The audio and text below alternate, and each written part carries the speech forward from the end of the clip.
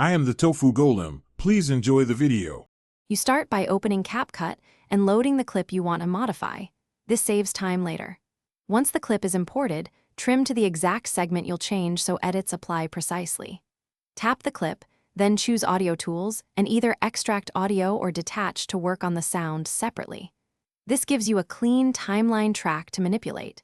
Make sure your project settings match the export quality you want before you change pitch or effects. Now you apply and tweak effects.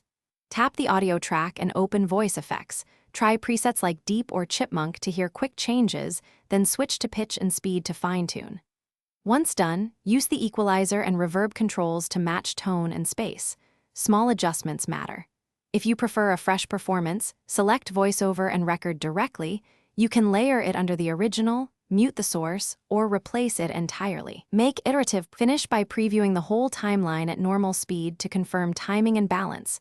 Make fades and level tweaks so the changed voice sits naturally. When satisfied, export with your chosen resolution and audio bitrate to preserve quality. If you hear glitches, mismatched pitch, or drop sections, reopen the project, clear app cache, or re-import the problematic clip and repeat the extract and effect steps. If recording noise persists, use a noise reduction effect or record in a. Thanks for watching. Consider subscribing if we helped you today.